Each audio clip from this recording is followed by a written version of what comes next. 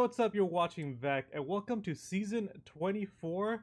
We got something pretty interesting in this season. We got the photo challenge. I'm not really sure if this is something that's going to continue, but it is new for this season. For this week, we get the Zenvo TSR if you take a photo in front of the UK Horizon Festival stage. So it seems like this is the only week where you actually get a car for taking a photo. So I mean, it's free super wheel spin, so that's kind of cool, I guess. You're able to get some pretty cool stuff from super wheel spins. But moving on to the weekly Forzathon challenge. This week we have Snakebite, where you have to own and drive the spiritual successor to the AC Cobra, the 1999 Dodge Viper GTS ACR. It's not an expensive car. It's about 75,000 credits, so it's not too hard to get. You don't have to do anything special for this one. I did already do a video on a Dodge Viper ACR, the 2016. So if you want to watch that, you can click right there to watch that one. Leave a like if you like the video, and so on and so forth.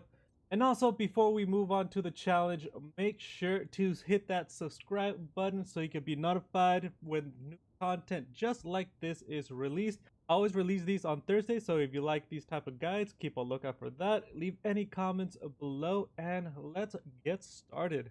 So I got my car right here in all black. Let's give it a good drive. The engine sounds pretty good. Sink your teeth into this completed right there. But let's have a listen to this car. It's okay. I feel like I expected more out of a Viper, especially sound-wise.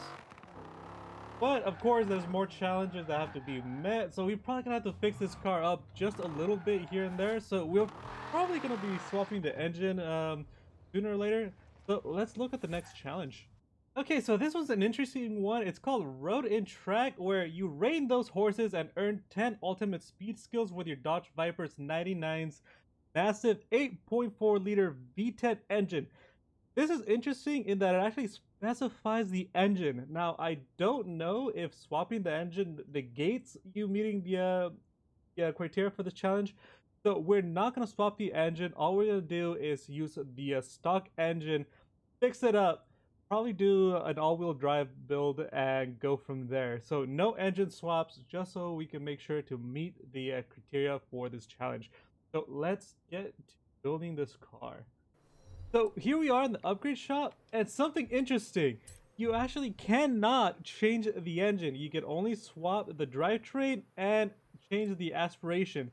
So you can do the twin turbos, you can do the positive displacement supercharger, and of course you can do a centrifugal supercharger.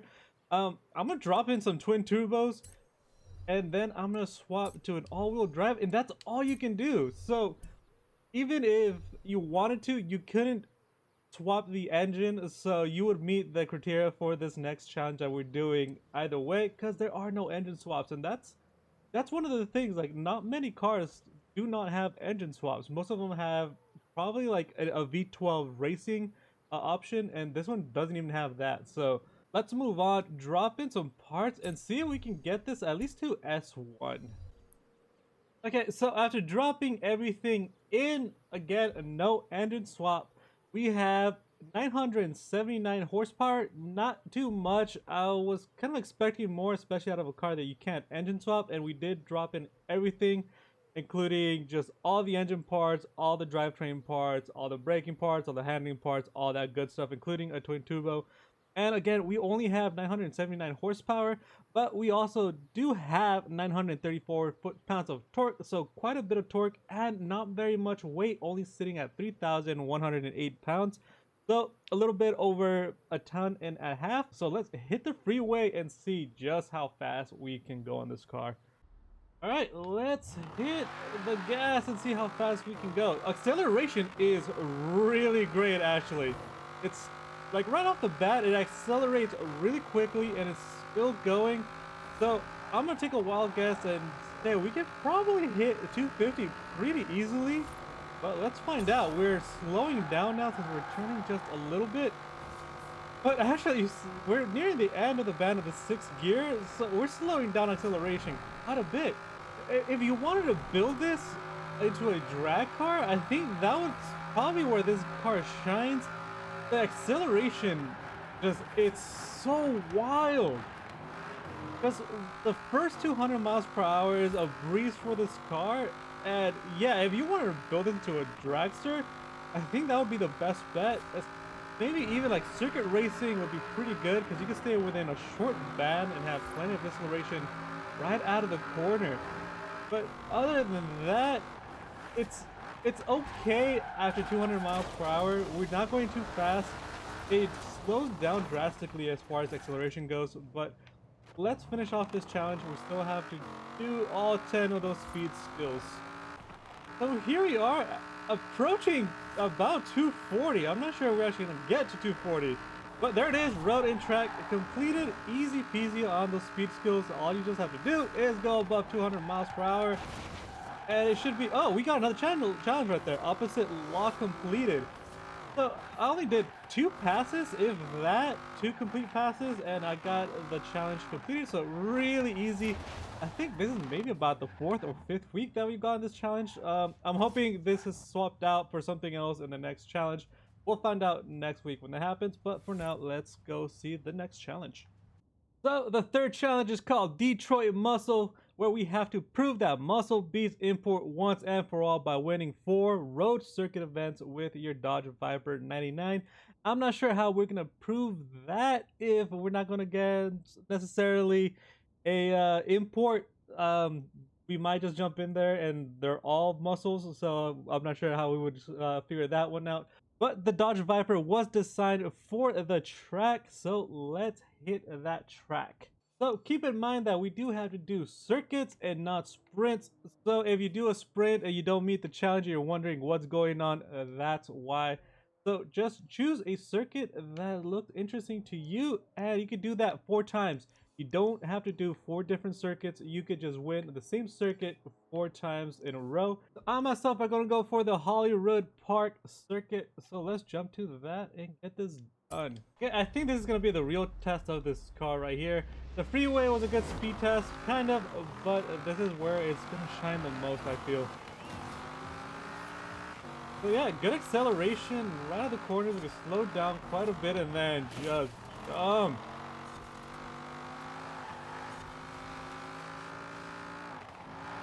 Ooh, jumped a little short right there, but we're doing really good. Oh, we're getting bumped into by this Corvette. So we got a one-on-one battle right here with Mogul driving another Dodge Viper. So again, I'm not sure how we're going to prove that the Dodge Viper is the best over import when our greatest challenge is just another Dodge Viper. Wow, we're losing a little bit of grip right there. Talking just made me lose a little bit, but we got it. We're back. We're in first place. Alright, so here we are at our 3rd go-around at this track. A couple of thoughts on this car. It slips and slides quite a bit. So this car is notorious for doing that just on the track, on the road, so you don't have good handling. Even with ABS, TSR, and stability control, it still slips and slides, but it's nothing you wouldn't be able to control with some careful planning. Just brake early and try to maintain control of the car. Acceleration will take care of you. It's not too fast, but right off the corner you accelerate pretty nicely. If you're a good drifter, this car should be really easy to control for you. But let's get on and finish this 3rd go around this track.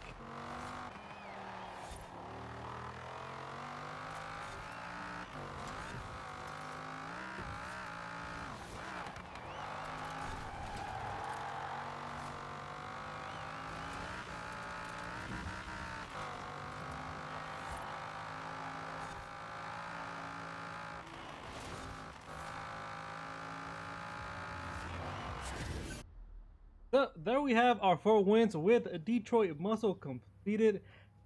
That wasn't too hard. We didn't really prove if this muscle car can beat import. Since we only raced retros, we only raced other Dodge Vipers, we raced some Corvettes and some Mustangs. So we didn't really answer that question, but we did meet the challenge. So let's go to the 4th and final challenge. So Finally, we got Pure Venom. Experience the bite of the Dodge Viper 99's fearsome wild side by earning 9 stars in total from drift zones. This seems to be a bit of a trend already. We've done plenty of these challenges to get stars from drift zones. So, just to reiterate what I've done in the past, you don't have to get 3 stars. As long as you get 1 star, you will be able to fulfill the criteria for this challenge. So you can do something 9 times. Even if you're not that great at drifting, you should be able to do it just fine in time. You might not feel too great up by yourself not earning 2 or 3 stars, but you will get there with a practice. And the Dodge Viper is one of the best drift cars. Maybe not this specific one, but there is a Formula Dodge Viper that you can practice with. That is phenomenal.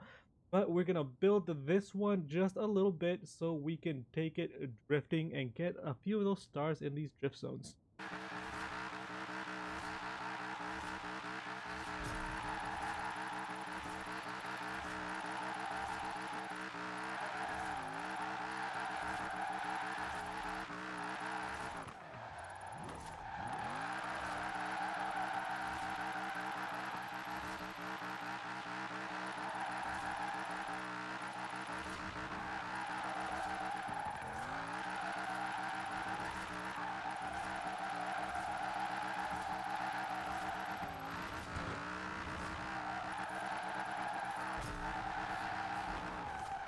We got a solid 104k right on that one.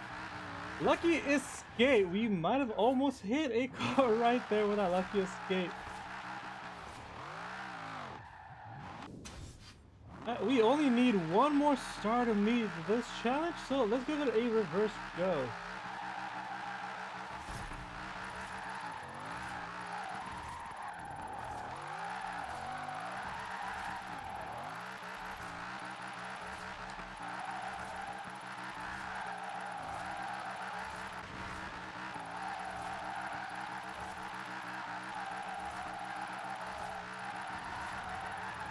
Ooh, a little bit better on the reverse, actually. I did spin out a little bit right there, had to fix it, but that is Snakebite completed. Let's go do the challenges. So there it is, Snakebite completed. It's pretty typical of the last few challenges that we've done. It's not too hard. Mostly it's just fixing up the car for speed, sometimes track, and then drifting. It seems to be following a trend with the last challenges, so we haven't seen anything new. For a while, we were getting the whole drive 10 miles, drive 15 miles challenge to really meet the criteria for the challenge, and now we're doing a lot of drifting, which I don't really mind. I'm not sure how y'all feel about drifting and all that. I very much enjoy it. It's a little bit difficult in Forza, but still a lot of fun. But let me know what you guys think of the challenges, because I'm curious how you all feel pretty much doing the same challenges over and over, except with different cars. That's all the time that we have for today. That was a Snakebite. Thank you so much for watching. Again, subscribe to be notified for content just like this. Like the video if you like what you saw, and leave all your comments below. Thank you so much. Take care of yourselves and of each other. And as always, have a good one.